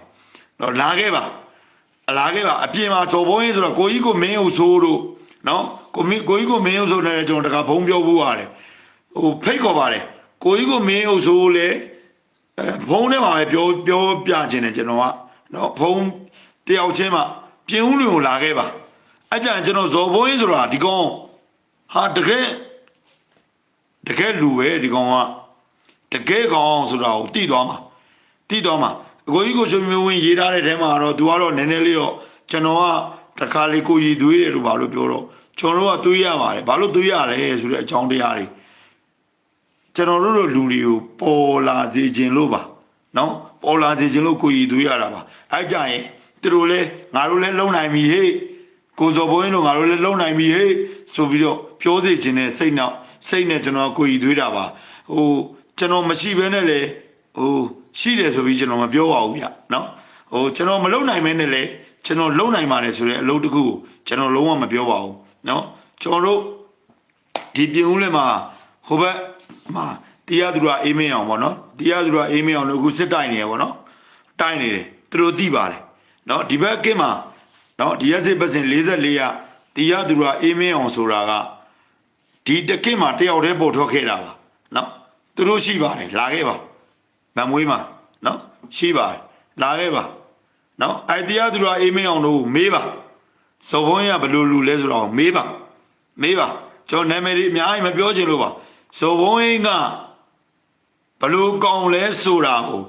အောက်ကအားလုံးသိပါတယ်ဗျနော်အားကြောင့်မို့လဲကျွန်တော်မုံစော်ဘုန်းကသူများအဲ့လိုတွန်းတိုင်းတိုက်တိုင်းလွတ်သွားမဲ့လူမဟုတ်ဘူးဆိုတာသူတို့သိတယ်နော်အဲ့မှာမှတ်တမ်းတွေရှိတယ်လူအများမမြင်နိုင်တဲ့မှတ်တမ်းတွေရှိတယ်ကျွန်တော်ဒါကိုရည်သွေးနေတာမဟုတ်ဘူးကျွန်တော်အရန်တိုက်ခိုက်လာတာ အဲ့တိုက်ခိုက်လာတဲ့လူတွေဖျဲသီးဖြစ်ဖို့များတယ်မလုပ်လဲမလုပ်နိုင်ဘူးလုပ်လဲမလုပ်နိုင်ဘူးတော့ဒီဘက်ကရှိနေတဲ့ဟိုဟာတွေကတော့ရည်တာပေါ့ဗျာဆိုဘိုးရင် PDF တို့ MD1 တို့ဘာတို့ညာတို့ကြတော့အဲ့လူတွေကဘလောက်လူဘူးလဲဗျကျွန်တော်မေးချင်တာဟုတ်ဘူးလားကျွန်တော်အဲ့ဒါတော့မေးမှလေကျွန်တော်ကိုကြီးသွေးတာမဟုတ်ဘူးလေမဟုတ်လားကျွန်တော်အဲ့ဒါတော့မေးရမှာပေါ့အခုကျွန်တော်ပုံရင်ကြီးဆိုတော့ရှေ့တန်းစစ်တီတွေခင်ဗျားတို့တွေးမိမလားပုံရင်ကြီးစားခြင်းနဲ့ဆိုတဲ့စစ်သားတယောက်ရဲ့အတွေ့ကိုခင်ဗျားတို့ခံစားဘူးလားဘယ်သူမှမခံစားဘူးကျွန်တော်ကပုံရင်ကြီးလေးစားလိုက်တော့ကျွန်တော်ပကံကြောင်ကိုမတိတာယူမှုရှိကိုကျွန်တော်သွားလူခဲ့နော်သူကြီးကားတွေသွားပေးခဲ့တယ်နော်သွားပေးကြတော့အဲ့ပုံရင်ကြီးကျွန်တော်စားတော့ငါတို့စစ်သားတွေပုံရင်ကြီးစားခြင်းမှာပဲပေါ့ကျွန်တော်အတွေးပေါ့နော်အဲ့ဒါကျွန်တော်ပုံရင်ကြီးတွေတောက်ချောက်မှာပြီးတော့ကျွန်တော်နီးစက်တဲ့စစ်သားတွေကိုကျွန်တော်ပေးနေစစ်သားကတော့ဗျာလူတိုင်းဘယ်လိုလုပ်ရမှာလဲခြုံလဲဘယ်လိုတက်နိုင်မှာလဲဟုတ်မဟုတ်လားကျွန်တော်အဲ့ဒါရရတယ်ငါတို့စစ်သားလေးတွေပုံရိပ်ကြီးလေးနဲ့ကြက်ဥကြော်လေးနဲ့များစားရင်ထမင်းမြိန်မလားမသိဘူးပေါ့နော်အဲ့မှာတချို့တော့နေရာတွေမှာခမောက်တော့ကြည့်လိုက်မန့်နေမှာသူတို့ရေးပေးထားတယ်ကိုစော်ဘုံကြီးဆိုတာရှေ့တန်းတိလာလူတဲ့လူဆိုတာသူတို့ရေးပေးထားတယ်သူတို့လည်းတကယ်စားရတယ်အဲ့ပုံရိပ်ကြီးလေးတထုပ်နဲ့ထမင်းနဲ့တစ်နဲ့လောက်စားရရင်ကိုပုံရိပ်ကြီးဆိုတာဘလို့လွယ်မှာအခုကျွန်တော်ကနဲ့အဲ့ဆိုရတော့အဲ့ပုံရိပ်ကြီးတွေမာနေအခုနော်ဒါရမဟုတ်ပါဘူးကျွန်တော်ပြောပြတာပါအဲ့တော့ဟိုကျွန်တော်စိုးရိမ်နေတယ်လိုက်မလွင်ဘူးလို့ဘာလို့ညာလို့ဘာညာပေါ့ကျွန်တော်အဓိကဒီနေ့ပြောချင်တာကတော့ဒါပါပဲဟိုအခုဘုံဝေဖြိုးပေါ့နော်မားတယ်ဇုံထွန်းလည်းမားတယ်ဝေဖြိုးလည်းမားတယ်နိုင်ငံရဲ့ဥပဒေတိုင်းပဲရင်ဆိုင်ကြပါနော်တကယ်မားတယ်တကယ်နှစ်ယောက်လုံးကတယောက်ကလည်းရွယ်ချက်ရှိနဲ့ကားမှန်မချဘူးသူတို့ဘာသူတို့လောဘဒေါသမောဟတွေရှိလိမ့်မယ်မှန်မချတဲ့အတွက်ဟိုကလည်းမှန်မချလို့ပြောတယ်ဟိုအဲ့ချိန်မှာသူ့ခွင်ထဲရောက်ပြီဆိုပြီးတော့မှပြောတယ်ဟိုကလည်းဗီဒီယိုရိုက်ထားတယ်အဲ့ဒီဗီဒီယိုကလည်း public မှာတက်တယ်ဒီနေ့မန္တလေးမှာဘာဖြစ်လဲမန္တလေးမှာအချင်းချင်းပြစ်ခတ်မှုဖြစ်တယ်ကံကောင်းတယ်ပြည်သူလူထုမသိဘူးနော်အဲ့ဆရာကြီးကအပြစ်ခံရတယ်ဟိုတယောက်ကတော့ဒါထားလိုက်တော့ तू ကစိတ်ဖောက်ပြီးတော့မှလိုက်ပြစ်တာလိုက်ပြစ်ပြီးတော့မှကျွန်တော်တို့တက်မတော်အချင်းချင်းပဲပြစ်ခတ်ခဲ့တယ်တေဆုံးသွားတယ်ဈေးချိုနားမှာနော်အများကြီးတော့သိတော့မပြောချင်ဘူးအဲ့တော့တက်မတော်မှာလေဒီလိုပဲလေတေသွားမန္တလေးမှာရှိတဲ့လူတွေသိမှာပေါ့ကျွန်တော်အများကြီးတော့ဟိုသိမပြောချင်ဘူးကိုစောဘိုးရင်ဒီသတင်းတွေမတည်ဘူးလားကျွန်တော်အကုန်လုံးသိတယ်ကျွန်တော်တို့ကပြောတင်ပြောတိုင်းမှာပြောရတာမပြောတင်မပြောတိုင်းကျွန်တော်ဘယ်တော့မှမပြောဘူးဒီနေ့ဈေးချိုမှာနားမှာအင်းဝဘန်အိုင်နာမှာဖြစ်သွားတာနော်ဒီမှာကျွန်တော်တို့ကတော့အိုက်ဆရာကြီးကလည်းအသက်ကြီးနေပြီတက်ကြီးတော့သူလည်းစိတ်နေဟိုလိုမျိုးပေါ့နော်ဖောက်ပုံပေါ်တယ်ဖောက်ပြီးတော့အဲ့မှာပြဿနာတက်ကြတော့ဒီနေ့တော့ကျွန်တော်တို့ကြီးစံ5ချက်လောက်နဲ့ပြစ်ခံရတယ်ဆုံးသွားတယ်နောက်တစ်ခုကနော်ကိုဗန်နယ်ဘက်ကစတိတယ်ဗျာ10နှစ်နော်10နှစ်လေးနော်ကျွန်တော်အဲ့လောက်ပဲပြောလိုက်မယ်အဲ့လောက်ပြောရင်တော့ဒါကျွန်တော်ဒီ line မှာဒီလောက်ပဲပြောခွင့်ရှိတယ်ဒါလောက်ပဲနော်အဲ့တော့ဒီနေ့မန်လေးရဲ့အနေထားကိုခင်ဗျားတို့လိုက်စုံစမ်းဟုတ်လားကိုစောဘုန်းကြီးပြောတာဟုတ်တယ်အဲ့တော့ကျွန်တော်တို့ကအရန်ကြီးတိတာတွေကိုလည်းတိတယ်လို့ပြောလို့မရတယ်လို့မတိတဲ့အရာတွေကိုလည်းလူကြီးတွေသိအောင်ပြောရမှာကကျွန်တော်တို့တာဝန်ဖြစ်တယ်ကျွန်တော်ကိုတိတ်ပြီးတော့မဖမ်းခိုင်းနဲ့နော်ခင်ဗျားတို့ဖမ်းခိုင်းတဲ့လူတွေမောသွားလိမ့်မယ်နော်ကျွန်တော်အချင်းချင်းကကျွန်တော်ပြောတယ်နော်ကျွန်တော်ကဘာမှမဟုတ်ဘူးကျွန်တော်ကတာမန်လူလေးတယောက်ပါနော်အဲ့တော့အခုဒီရပိုင်းထဲမှာနည်းနည်းစိတ်ဖြစ်လာတာကအခုအဲ့ဘုံမှုဝေပြိုးနဲ့ပတ်သက်တဲ့ဇော်တွန်းကိစ္စပြဿနာတက်လာတယ်ကျွန်တော်တို့တက်မလို့ပုံရေးကြအောင်လုပ်ကြတယ်အခုဒီနေ့ပြဿနာတစ်ခုတက်သွားပြီမန္တလေးမှာဈေးချိုမှာနော် လိုက်ပြစ်လိုက်လို့တည်သွားတယ်လို့တည်သွားတယ်တစ်ဖက်ကတော့သူကတော့အချင်းချင်းဖြစ်တာအချင်းချင်းဖြစ်တာနော်အဲ့တရင်ကအမှန်ပဲအချင်းချင်းဖြစ်ကြတာအဲ့လိုအချင်းချင်းတွေကြီးကိုဘာလို့ဖြစ်နေတာမှန်းဆိုတာကတော်တော်စဉ်းစားရမယ်ကျွန်တော်တို့တွေးရမယ်အခုဗိုလ်ချုပ်ချိုထွန်းအောင်ဗိုလ်ချုပ်ကြီးချိုထွန်းအောင်ဖြစ်တဲ့ရင်ကျော်တငယ်ချင်းကိုယ်တိုင်သွားတကြိုခဲ့တယ်နော်ကျော်တငယ်ချင်းသွားတကြိုတယ်ကျွန်တော်တို့တက်မတော်ကနော်အငိမ့်သားလူတွေလည်းကျွန်တော်ပြောခြင်းတယ်ခမားတို့ကိုအယုံကြည်မလွယ်ပါနဲ့နှခါရှိပြီတခါလဲအဲ့လိုပဲကားနဲ့တိုက်တက်ပြန်ရမှာဟုတ်မတိုက်တက်ဘူးအခုလေအိမ်ရှိမှာစွန်းလောင်းတယ်ဟိုကကျွန်တော်အမြဲတမ်းပြောတယ်မတ်စတာထားရင်အုတ်ထုတ်ဆောင်းထားရင်မတို့ဗျာတက်မတော်ကဘိုးချုပ်ကြီးတယောက်ဗျာအဲ့လောက်တော့မှအတိမြင်မရှိဘူးလားမရှိတော့သေပေါ့ဗျာဟုတ်လားကျွန်တော်ပြောချင်တာဘယ်နေရာမှမလုံခြုံဘူးဒီလိုအဖြတ်သမားတီးတန့်ရှိတယ်ပတ်စံ9000ရတသိန်းရလှုပ်တဲ့တတ်တဲ့ကောင်တွေရှိတယ်ကျွန်တော်တို့ထိုင်းတယ်ကျွန်တော်ရူဘီမှာထိုင်းတယ်နော်ဟိုမှာ no parking ဆိုပြီးတော့ရေးထားတယ်ကျွန်တော်တို့ကကားရက်တော့ရူဘီမှာဆိုင်ကယ်တစ်စီးပျောက်သွားတယ်နော်ခိုးကန်ရတယ်ကင်မရာရှိတယ်ဖမ်းပေးနိုင်လားဆိုတော့မဖမ်းပေးနိုင်ဘူးကျွန်တော်တို့ကားရတော့ကျွန်တော်က no parking မှာကျွန်တော်တို့ကထိုးမိတယ်အဲ့ကျွန်တော်ထိုင်တဲ့နေရာနဲ့ကျွန်တော်ကားနဲ့ကိုကျွန်တော်ကမြင်နေမှရမှာပေါ့နော်အဲ့ဒါဟိုဥပမာတစ်ခုပေါ့တကယ်လို့ကျွန်တော်ဟိုကားအောက်ကိုသွားထိုးလိုက်ရင်သူများဘုံရူဘီမက်မှာဘုံတက်သွားကျွန်တော်ဘယ်လိုလုပ်မလဲအဲ့တော့ကျွန်တော်ပြောချင်တာကျွန်တော်ကိစ္စမဟုတ်ဘူးတတိရှိဖို့ဟာအဲ့ဘိုးချုပ်ကြီးတွေအခုသေတယ်စပိန်နဲ့လာပြစ်သွားတယ်ဗျာလေရှက်ဖို့ကောင်းတယ်ကျွန်တော်အနေနဲ့တော့ရှက်တယ်တက်မတော်မှာဘိုးချုပ်ကြီးအစင်းလောက်တာဝန်ထမ်းဆောင်မှုတဲ့လူသေတာသေသွားတာပေါ့ဗျာပြစ်တယ်လို့စပိန်နဲ့လူကလာပြစ်တတ်တာတဲ့အဲ့ဒီလောက်တော့အတိတတိမရှိဘူးလားအဲ့ဘိုးချုပ်ကြီးကမဟုတ်ဒါကျွန်တော်အမှန်ကိုပြောတာသေသွားပြီခုဒီနေ့မှတကြိုတာကျွန်တော်တို့နောက်ကိုအင်းကြီးအနှွေးတယ်နဲ့မတ်တက်တယ်အုတ်ထုတ်ဆောင်တယ်ဝစ်လာရင်ကျွန်တော်တို့အကက်မခံဘူးကျွန်တော်လုံးဝမရဘူးကျွန်တော်ရူဘီမက်မှာနေတာရူဘီမက်မှာပဲကျွန်တော်ထိုင်နေတာအမြဲတမ်းထိုင်နေဒီနေ့တော့မှကျွန်တော်ကနိုးပါကင်ဆိုတော့ကျွန်တော်ကလည်းမိုးကရွာနေတော့ကျွန်တော်ကားကိုအဲ့လိုမျိုးပေါ့နော်ကျွန်တော်ကားကလည်းအတိအတိုင်းဟိုကောင်လည်းလိုက်ကြည့်နေရလားမသိဘူး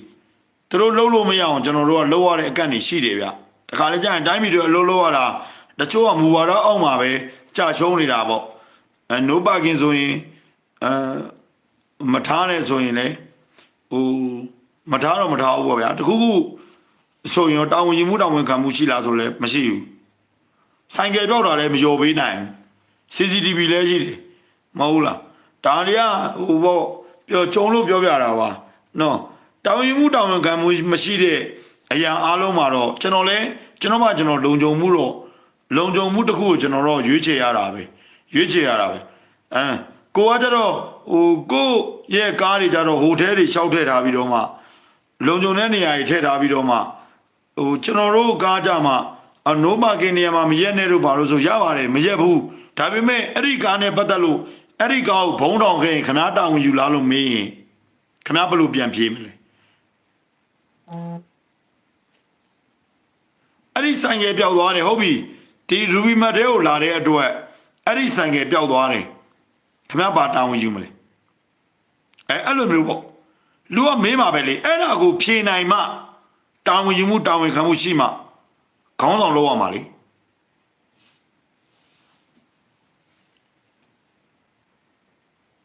ကျွန်တော်အမှန်တရားကိုပြောတာပါဘယ်သူမှတိုက်ခိုက်နေရမဟုတ်ပါဘူးအဆိုင်ငယ်ပြောက်သွားတယ်ရူဘီမတ်တဲ့ကိုဈေးလာဝယ်ပြီးမှဆိုင်ငယ်ပြောက်တယ်ပျောက်သွားတာခမောက်တာဝန်မယူဘူးလေ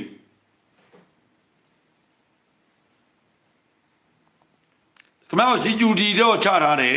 ဒီနေရာမှာကားမရက်ရအောင်ဟုတ်ပြီကားမရက်တော့ဒါပေမဲ့အဲ့နားမှာခမောက်တို့စီဂျူတီကိုကားမရက်ဖို့ပဲတာဝန်ပေးထားတာလားအဲ့ဒီဆိုင်ကယ်ကို ပျောက်သွားတာကိုတာဝန်ယူမှုတာဝန်ခံမှုရှိလားဒါမျိုးတော့နှစ်ဦးနှစ်ဖက်ပြည်သူလုံခြုံရေးဆိုတာပြည်သူကာဝေးဆိုတာခမောက်လာတာတွေအလကားယူထားတာမှမဟုတ်တာအဲ့ဒါတော့တာဝန်ယူမှာပေါ့ကျွန်တော်တို့လူမျိုးရဲ့ကားကိုတနေရာမှာဘုံထောင်သွားလို့ကျွန်တော်ကဘုံကွင်းခမောက်တာဝန်ယူမလားကျွန်တော်ဒါလေပဲအရှိတရားပဲကျွန်တော်ဟိုတလောမှာအဲ့မှာပျောက်သွားလို့ဒါမှမဟုတ်ကျွန်တော်ကားကိုကျွန်တော်နဲ့မျက်လုံးနေရာမှာကျွန်တော်ရက်ရတာကျွန်တော်လူကိုလှုပ်ကြံနေတာအများကြီးပဲ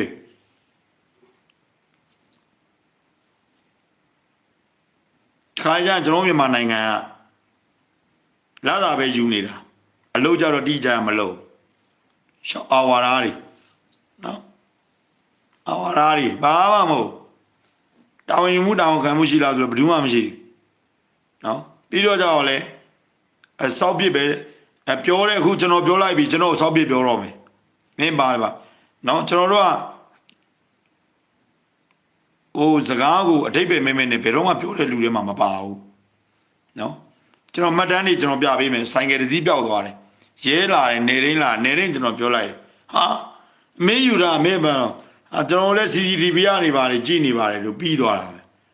ပြီးပါလည်းမဖမ်းပျောက်တဲ့သူကပြည်သူကခင်ဗျမလုံခြုံဘူးနေဗျာဆိုင်ကယ်တော်မှခိုးတယ်ဆိုရင်လုံးကြံဖို့လို့ဆိုတာဝင်လာမှာပဲလေအဲ့ဒီအတွက်ကျွန်တော်ကဒီလိုရှိတာလေကျိုးရာတွေမှာမျက်လုံးတစ်ဖက်မိတ်ထားရတဲ့အရာတွေရှိတယ်ဗျသိလားကျွန်တော်ပြောရဲကျွန်တော်ရူဘီမက်ကနေတိုင်းနေတယ်အခုရူဘီမက်အကြောင်းကျွန်တော်ပြောတာပေါ်တင်ပြောတာနော်ပေါ်တင်ပြောတာနော်နိုးပါငယ်ဆိုရင်ခင်ဗျားတို့လည်းအမှအကုန်လုံးကိုတေချာလေးကြည့်ထားလိုက်ဆိုင်ငယ်ခိုးသွားပြီဆိုရင်ခင်ဗျားတို့ခိုးသွားတာအရန်တိကျနေတယ်ဆိုရင်အဲ့ဒီဆိုင်ကယ်ကိုဘယ်သူရက်တယ်ဘာညာဆိုတော့ CCTV အလုပ်ကိုတယောက်လို့နော်အဲ့ဒါဆိုရင်ပြည်သူကလုံခြုံတယ်အခုကဆိုင်ကယ်ခိုးသွားလဲမသိဘူးအကိုမဟုတ်တယ်လို့ပဲနော်ဟိုကရူဘီမလာတယ်ကိုမဟုတ်တယ်လို့ပဲအကိုနဲ့မဆိုင်တယ်လို့ပဲအပြီးဟိုလိုဒီလိုကြောက်ရလဲဟိုလိုဒီလိုလုပ်ပြန်အောင်ဘာမှန်းလည်းမသိကျွန်တော်တိုင်းပြည်ဘယ်လိုတိုးတက်မှာလဲဗျာနော်အဲ့လိုတာဝန်ရမှုတာဝန်ခံမှုရှိတဲ့ရူဘီမတ်လို့နေရာမျိုးကြီးမှာနော်ဟိုကဆာလာကတ်သွားတော့ကြတော့လေဟုတ်လားမမြင်ဘူးပြည်သူလူတွေကကြောက်ပြီးတော့လာမဝဲတော့ဘူးအဲ့တော့အဲ့ထဲမှာရှိတဲ့ဆိုင်တွေကလည်းဖွင့်တော့ရှုံးဝကုံဝအဲ့လိုပြောကျွန်တော်တဲ့ပဲနော်ကျွန်တော်ကဘဒူးမှဖားရနေတဲ့ကောင်မဟုတ်ကျွန်တော်မနေ့ပြန်လဲရူဘီဘက်မှာလာထိုင်အောင်ပါနော်ကျွန်တော်ပြောတာမားနေရင်လာဖမ်းလိုက်ဖမ်းခိုင်းလိုက်ဗျာဆောက်လို့ရှုပ်တယ်နော်ကျွန်တော်လာထိုင်အောင်ပါနော်လာထိုင်ပြီးတော့ကျွန်တော်ပြောအောင်ပါနော်လာပြောအောင်ပါကျွန်တော်ကမြန်မာပြည်ကအဲ့လိုဗျာလူတွေကသူတို့ကြတော့သူတို့ကလူကြီးလူကောင်းလို့ဘာလို့လှုပ်ပြီးတော့မသိရင်သူတို့မှတာဝန်ရှိတာဒီထဲမှာလူတာဝန်ရှိပြီးတော့မှအပြင်ကိစ္စရူဘီမတ်တွေကကားပတ်ကင်တို့ဆိုင်ကယ်ပါကင်တို့ထိုးတဲ့နေရာကြတော့သူတို့ကစောက်တာဝန်မရှိတော့လေပုံစံမျိုးလှုပ်တာပျောက်သွားတာကြတော့အေးပျောက်သွားငါရော်ပေးမယ်လို့တခုမှမပြောဘူးဟိုလူလွှဲချဒီလူလွှဲချနေနော်ကျွန်တော်ကတော့မရဘူးကျွန်တော်ကဒဲကြိတ်တဲ့ကောင်နော်ဒဲကြိတ်တဲ့ကောင်ဆိုရင်တော့ကျွန်တော်ပြောမှာတဲ့ပဲခမကဘာယာဓူးတွေဘာတွေပဲခမတို့ဘိုင်နိုင်ဆိုင်နိုင်နဲ့ကြုံနေလဲမပတ်သက်ဘူးနော်အဲ့တော့ခမတို့ရူဘီမက်မှာလည်းတာဝန်ယူမှုတာဝန်ခံမှုရှိပါဂိတ်တွေမှာချထားပါလူတွေကသာ CCTV ကကြည့်ပါဒီဆိုင်ကယ်ကိုဘယ်သူစီးလာလဲကြည့်တာဟုတ်လားဒီကားကိုဘယ်သူမောင်းလာလဲကြည့်တာအဲ့ဒါမှလုံခြုံပါလေမဟုတ်လားကြည့်တာအော်လုံခြုံရေးပတ်စံယူတာလကားမဟုတ်ဘူးလေဟုတ်လားကြည့်ဂိတ်ဘောင်ကနေဝင်လာတဲ့ဒီဆိုင်ကယ်မောင်းသွားတဲ့ကောင်ကဒီဆိုင်ကယ်ပါရှင်မဟုတ်တာခိုးတာပဲဒါကျင်းသေးပြီဟုတ်လားရက်တဲ့နေရာမှာကြည့်လေဒီကိုပြန်လာတာကြည့်အဲ့လိုမျိုးကားဆိုတော့ကြည့်ကျွန်တော်တို့လုံခြုံရေးလိုအပ်တယ်နော်လုံခြုံရေးလိုအပ်တယ်ရူဘီမတ်ဆိုတာလကားမဟုတ်ဘူးနော်ပြင်းဦးတွေမျိုးရဲ့အကြီးဆုံးမားကတ်ပဲလုံခြုံရေးလိုအပ်တယ်နော်လုံခြုံရေးလိုအပ်တဲ့အတွက်လုံခြုံရေးတိုင်းလုပ်ပါနော် လုံခြုံရေးတိုင်းမဟုတ်ဘဲနဲ့ဆိုင်ငယ်ပြောတော်တော်မှာဘာမှမဖြစ်ရှင်းပေးနိုင်ရင်ကျွန်တော်တို့လည်းကားကျွန်တော်တို့မျက်လုံးအောင်ပါပဲကျွန်တော်ရက်မှာနော်ကျွန်တော်ဇော်ဘုံရဲ့ကားနော်ကျွန်တော်ဟမ်မာလည်းစီးမယ်ရွှေငါလည်းစီးမယ်ဟွန်ဒါရှက်တယ်လည်းစီးမယ်ဟွန်ဒါဖိတ်လည်းကျွန်တော်စီးမယ်ကျွန်တော်ကားတော့ကျွန်တော်ရက်မှာပဲနော်ရက်မှာပဲဘာလို့လဲကျွန်တော်အဲ့မှာရှေ့မှာကျွန်တော်ရဲ့လုံခြုံမှုကိုမပေးနိုင်ရင်ကျွန်တော်အဲ့နေအောင်ကျွန်တော်ယုံကြည်မှုမရှိဘူးဗျဘာလို့အဲ့လိုပြောလဲဆိုရင်ခင်ဗျားတို့အဲ့မှာဆိုင်ကယ်ပြောက်သွားတာတော့မှနော်နေရင်းကိုဥမာခေါ်ပြီးတော့မှကြည်တာတော့မှဆိုင်ကယ်ပြန်မရဘူးလေအဲ့တော့ကျွန်တော်မယုံဘူးဗျမယုံတဲ့အတွက်ကျွန်တော်မျက်လုံးအောင်မှာကျွန်တော်ရက်တယ်ဒါပဲနော်မနေ့ကကျွန်တော်လူရင်းကရောက်ရင်ကျွန်တော်ကအိုင်နာမှာရက်မယ်ရက်ခွင့်မရှိဘူးဆိုရင်ခင်ဗျားတရားဝင်ဖမ်းခိုင်းလိုက်တောင်းရင်မှုတောင်းလို့ခင်ဗျားအေးကျွန်တော်ကတကူးကူးနဲ့ဘုံကွဲတာတော့ဘာလို့တကူးကူးဖြစ်ရင်ခင်ဗျားတို့ရှင်းနော်အဲ့လိုကောကျွန်တော်ကလက်တွေ့ပဲအဲ့ဒါဘာလို့ကျွန်တော်ပြောလဲခံစားချက်နဲ့ပြောတာမဟုတ်ဘူးခံယူချက်နဲ့ပြောတာခိတ်တွေကိုလုံလုံချုံချုံလုပ်ပေးပါလို့ပဲကျွန်တော်ပြောချင်တယ်နော်အဲ့လိုလုံနိုင်မှစီကန်းနေတင်းကျပ်ပါနော်ဆိုလို့ရှိရင်ရှော့ရှိတယ်နော်မြန်မာပြည်အမြဲဆုံးငြိမ်းချမ်းပါစေရှေ့တန်းရောက်နေတဲ့တက်မတော်သားတွေဘေးရနေ KGB နောက်တန်းမိသားစုတွေနဲ့အမြဲဆုံးထမင်းတဝိုင်းထဲမှာလက်ဆုံစားနိုင်တဲ့မိသားစုတွေအဖြစ်ပြန်နေဆုံးစီးဖို့မြင်တွေ့ရဖို့ပဲကျွန်တော်ဆူတောင်းပေးနေပါတယ်ခင်ဗျာနော်လူမကလူကြီးလည်းကျွန်တော်စိတ်မဆိုးပါနဲ့ကျွန်တော်ပြောတာအမှန်ကြီးပြောသွားတာပါနော်အဲ့တော့ကျွန်တော်လည်းအနေရှိပါတယ်နော်အနေရှိတယ်ဇော်ဘုံဆိုင်ငယ်ဘယ်နေရပြောက်လဲလို့မင်းကျွန်တော်ပြောပေးပါမယ်နော်နေရင်းလည်းပါပါတယ်ဆိုင်ငယ်ပြောက်တော့လည်းတာဝန်မယူနိုင်ဘူးဘာမှမယူနိုင်မဟုတ်တာကြီးဗျာလုံနေကျွန်တော်နိုင်ငံအဲ့ဒါပဲဟိုမဟုတ်တဲ့နေရာတွေမှာကြတော့နော်ဟိုဘာညာလှုပ်ပြီးတော့မှဟုတ်တဲ့နေရာတွေမှာကြတော့မလုံနိုင်မင်းနဲ့နော်အဲ့အရာမှားတာလုံနိုင်အောင်လုပ်ဖို့တော့ကိုပဲကျွန်တော်အကူအညီတောင်းတာပါနော်နိုင်ငံတော်ဝန်ထမ်းတွေကိုအကူအညီတောင်းတာပါအကူအညီတောင်းတာပါနိုင်ငံတော်ဝန်ထမ်းတွေကိုဆဲဆိုတော့အနာရှိရင်ဆဲလို့ကျွန်တော်နာမည်တက်ပြီးတော့ဆဲတာမဟုတ်ဘူးနိုင်ငံတော်ဝန်ထမ်းရောတက်မတော်သားရောရဲတပ်ဖွဲ့ဝင်ရောရင်သိန်းရောဝင်ကြီးဌာနမှာရှိရလူတွေကအကုန်ကောင်းလာဗျဟုတ်လားအကုန်ကောင်းတယ်ဆိုရင်တော့တရားဆွဲလိုက်ပါကျွန်တော်ဆဲလိုက်ပါဆွဲပါတခါလဲဆွဲလိုက်နော်ဘယ်သူဆွဲမှလဲနာမည်တက်ပြီးတော့တခါလဲအခုစားမင်းဆွေတို့ငါးမင်းဆွေတို့ဆွဲသလိုလားဆွဲလိုက်အဲ့လိုဆွဲနော်အဲ့တော့ကျွန်တော်လဲနိုင်ငံတော်ဝန်ထမ်းမှုပဲနဲ့တိုင်းပြည်နဲ့နိုင်ငံကိုလူမျိုးကိုချစ်လို့ကောင်းစေချင်လို့ကျွန်တော်သိတာကျွန်တော်တတ်တာကိုကျွန်တော်ပြောပေးနေတာပါဟုတ်လား